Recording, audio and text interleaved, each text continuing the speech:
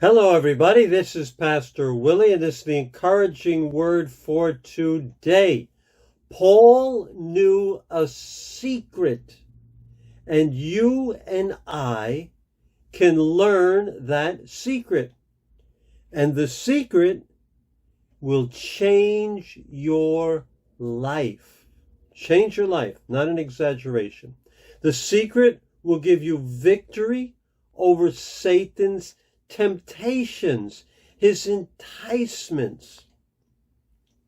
Let's think about how Satan tempts us for a second. He always appeals to us on the basis of what we do not have, and that we see somewhere else or somebody else has, and we have a desire for it. For example, if someone is married and they see another person, maybe there's a man who's married, he sees a woman and he's attracted to that woman. And he desires her.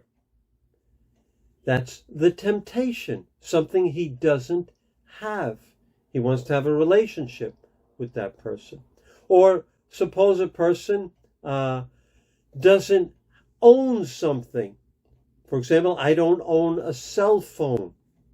And I see all these people with cell phones and I want a cell phone. Well, so when someone's not looking, I steal a cell phone. See, it's based on my desire, my perceived need. Or maybe there's a lifestyle. See someone with a nicer car, a nicer house, or nicer clothes, or a watch than I have. So I work like crazy. I cheat on my income tax. I do all kinds of things. I neglect God because I desire something. And I turn away from God. Satan always will attack us based on our desire. Now, I have no desire to use cocaine or any drugs. So you could put a pile of cocaine powder in front of me. It wouldn't entice me whatsoever. It's not a temptation for me. For somebody else, it would be.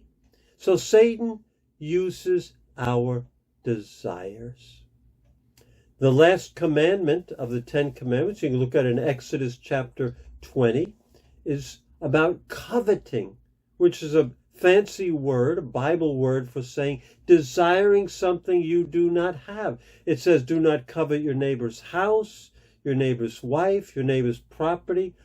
Basically, don't covet, don't desire anything that you don't already have. I think you can see where I'm going with this. Jealousy, or being envious of someone else or what they have, will lead you into sin. So that's the basis. We understand how Satan tempts us with something we desire that is not ours to have, that God hasn't given us. Now, the opposite of desiring what we do not have is what? Being content with what we have. Being satisfied with what we have. And Paul calls that a secret that he learned. And it's the secret of contentment. Now, Paul is in prison. He's in a bad place. He's thinking about what's coming up, probably his execution in a few years. And yet, he's not stressed. He's not worried. He's content where he is in his life. Listen to what he says in Philippians 11 through 13. I have learned to be content, whatever the circumstances. I know what it is to be in need, and I know what it is to have plenty. I have learned the secret of being content in any and every situation. He said, I've learned. So it's something you have to learn for yourself. You can read that, but you have to learn it and to be content. And contentment means to be satisfied to the point where I am not disturbed or disquieted, whatever the circumstances. So I'm satisfied, whatever the circumstances. I don't desire beyond what I have. I'm satisfied.